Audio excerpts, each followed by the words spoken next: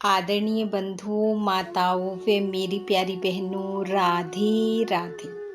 आपका हमारे YouTube channel पर बहुत बहुत स्वागत है। बंधुओं, आज हम इस वीडियो में अधिक मास महत्तम का 26वां अध्याय सुनेंगे, जिसे सुनने सुनाने से भगवान पुरुषोत्तम की कृपा से मनुष्य के पापों का नाश होता है, सुख समृद्धि की प्राप्ति होती है, व मनोकामनाओं की पूर्ति होती है। महत्तम सुनने के बाद यदि आप हमारे चैनल पर नए हैं तो कृपया हमारे चैनल को सब्सक्राइब करें, बेल आइकन को प्रेस करें ताकि हमारी वीडियो के नोटिफिकेशन सबसे पहले आप तक पहुंचे। वीडियो को शेयर व लाइक भी जरूर करें।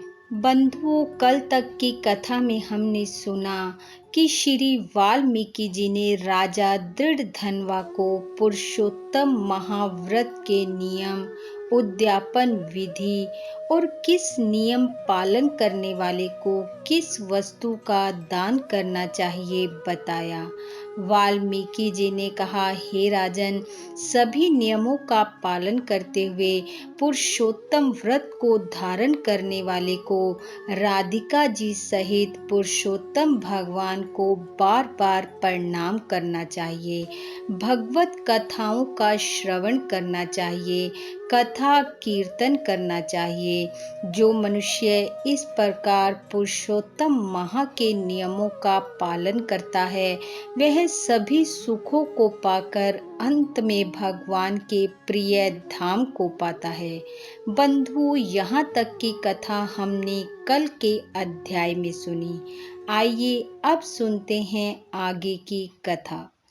भगवान श्री नारायण बोले, हे नारद जी, वाल्मीकि जी के इस प्रकार वचन सुनकर राजा दृढ़धनवा ने उन्हें पत्नी सहित भक्ति पूर्वक प्रणाम किया और आनंद पूर्वक मुनि की पूजा की। पूजा को अंगीकार कर ऋषि ने राजा को आशीर्वाद दिया और कहा, हे राजन, अब मैं पाप नाशनी सरयू की ओर प्रस्थान करता हूँ। मुनि श्रेष्ठ वाल्मीकि जी इतना कहकर चल दिए। राजा वाल्मीकि जी को सीमा तक पहुंचाकर घर लौटने पर पत्नी से बोले, हे सुंदरी, यह संसार नाशवान है। गंधर्व नगर के समान राग द्वेष आदि 6 शत्रुओं का इसमें वास है। इसमें मनुष्य क्या सुख पा सकता है? कृमि, विष्ठा, वात, कफ, मूत्र आदि सहित भस्म होने वाली इस देह में क्या रखा है? राजा ने कहा, हे प्रिय, मैं अप्राप्त वस्तु को पाने के लिए वन गमन करूंगा और वहीं पुरुषोत्तम का स्मरण करूंगा। पति के ऐसे वचन सुनकर पतिव्रता साध्वी गुण सुंदरी विनय पूर्वक हाथ जोड़कर बोली, हे भूपति, मैं भी आपके साथ चलती हूँ। पतिव्रता स्त्री का देवता ही पति होता है। प्रिय के ऐसे वचन सुनकर राजा अपने पुत्र को राज्य अधिकारी बनाकर पत्नी सहित वन को चला गया। वे दोनों हिमालय के समीप गंगा तट पर जा पहुँचे। पुरुषोत्तम प्रारंभ होने पर वे तीनों काल स्नान आदि कार्य करते। हे नारद, पुरुषोत्तम भगवान का स्मरण करते हुए वे दोनों तप करने लगे। पतिव्रता रानी राजा की सेवा में लगी रही।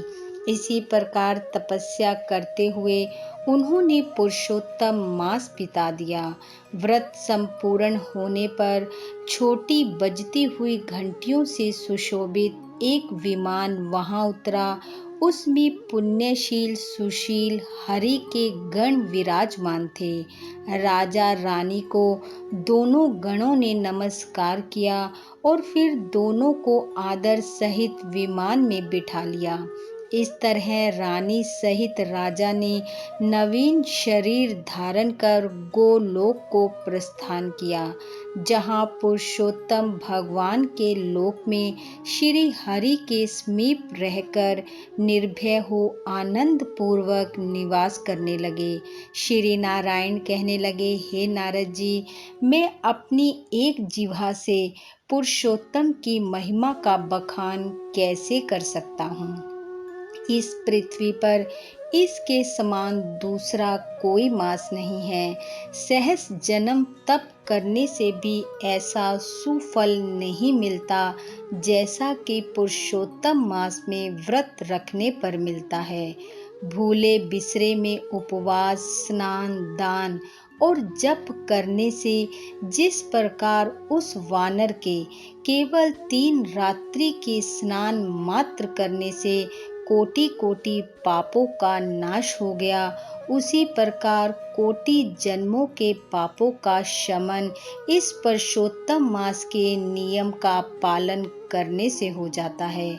यह सब मासों में पुरुषोत्तम मास श्रेष्ठ है।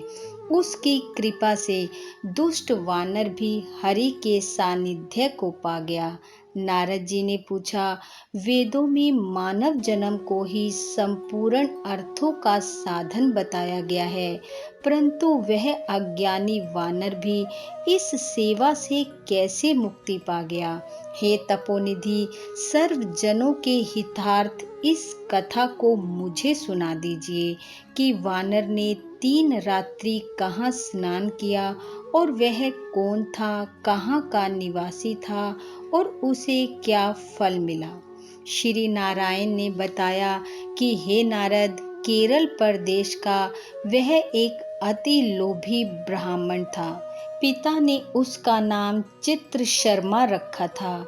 धन के लोभ में लिप्त रहने के कारण वह कभी भी अच्छा भोजन नहीं कर पाता था, ना अच्छे वस्त्र पहना करता था। उसकी मूढ़ता ने उसे न कभी हवन करने दिया, न वह पितरों की तृप्ति कर सका। यश के निमित्त भी उसने कभी कुछ पुण्य आदि नहीं किया। स्त्री पुत्र आदि का भी पालन उसने नहीं किया। इस तरह वह केवल अन्याय अत्याचार करके धन संचय में लगा रहा। माघ में उसने तिल मात्र तक का दान नहीं किया। कार्तिक में दीप दान तथा ब्राह्मणों को भोजन कराना चाहिए, वह भी उसने नहीं किया।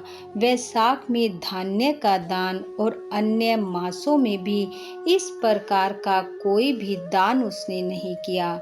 सूर्य की संक्रांति, सूर्य चंद्र ग्रहण के अवसरों पर हवन, जप, दान आदि जो करना चाहिए वह भी उसने कभी नहीं किया। वह सदा रोता खिजता, अपनी निर्धनता का बखान करता, धन की लालसा में इधर उधर फिरता। धन के लोभी उस ब्राह्मण को लोग करदय कहकर पुकारने लगे। वह लोगों से याचना करता कि मुझ दीनहीन को कुछ मिल जाए। इसी तरह वह धन की तृष्णा में रहकर बहुत ही कृशकाय हो गया। लोग उसे पास भी ना खड़ा होने देते, उसको दुत्कारते और धिक्कारते। वह दुखी हो यहाँ वहाँ घूमा करता। एक बगीचे के स्वामी माली को जब उसने रो रो कर अपना दुखड़ा सुनाया कि लोग उसका किस प्रकार निरादर करते हैं और वह अब नगर में नहीं जाएगा, माली उसकी दीनता भरी वाणी सुनकर दया से भर उठा। उसका वह मित्र बन गया और उसने उसे बगीचे में रहने को कह दिया। वह करदय माली के ऐसे वचन सुनकर बगीचे में आनंद से रहने लगा। माली की वह हर आज्ञा को मानता, उसके कार्यों में उसे सहायता देता। इसी से कुछ दिनों में माली को उस पर दृढ़ विश्वास हो गया कि करदय उसका अपना व्यक्ति है और उसे किसी भी प्रकार हानि नहीं पहुंचाएगा। फिर एक दिन माली ने बगीचे को कर्दय पर छोड़कर राज मंदिर में नौकरी कर ली। वहाँ अधिक कार्य होने के कारण माली को बगीचे की पूरी देख रेख उस पर छोड़ देनी पड़ी। माली के उस बगीचे का अब कर्दय पूर्ण रूप से स्वामी बन बैठा। वह बगीचे के फलों को नित्य पेट भरकर खाता, बचे हुए फल बेच देता और प्राप्त होने वाले धन को निर्भय हो अपने पास रख लेता। बगीचे का स्वामी जब भी उससे आकर बिक्री प्राप्त होने वाले धन के विषय में पूछता तो वह असत्य बोलकर कहता, हे भैया, मैं तो नगर में भिक्षा मांगकर गुजारा करता हूँ। बगीचे के फलों की रखवाली करते करते परेशान हो गया हूँ, लेकिन पक्षी सारी फलों को खा जाते हैं। कर्दय की बात पर विश्वास करके वह माली लौट जाता। इस प्रकार फलों को खाते बेचते उस कर्दय ने 87 वर्ष बिता दिए। तब वह दुर्मति वृद्धापन में आकर अत्यंत जर्जर हो गया और अंत में एक दिन मृत्यु को प्राप्त हो गया। उसकी देह का संस्कार भी ना हो पाया। वेदज्ञों का कहना है कि बिना भोगे हुए पाप कभी क्षीण नहीं होते। यमदूतों ने आकर उस पर मुद्गरों का प्रहार किया तो वह रुदन कर अत्यंत कष्ट पाता हुआ यमलोक के मार्ग पर चलने लगा। मार्ग में चलते चलते वह अपने कुकर्मों के लिए रोता चिल्लाता था। आहा, मुझ मूढ़ की मूढ़ता तो देखो कि मैंने देव दुर्लभ भारत भूमि में जन्म पाकर भी क्या किया। धन के लोभ में सारा जीवन यूं ही वृथा गवा दिया। मैंने कभी कोई दान नहीं किया, कभी हवन जप तो दूर की बात है, कभी मकर के सूर्य में गंगा का स्नान तक नहीं किया। पुरुषोत्तम मास के अंत में 3 उपवास भी नहीं किए। मैंने धन के लोभ में पड़कर अपनी देह को भी नहीं सुधारा। मेरा संचित धन पृथ्वी में गड़ा रहकर व्यर्थ गया। मुझ दुष्ट बुद्धि ने सारा जीवन कलेश में ही बिताया। इस तरह वह करुण विलाप करते हुए यम के समक्ष जा पहुंचा।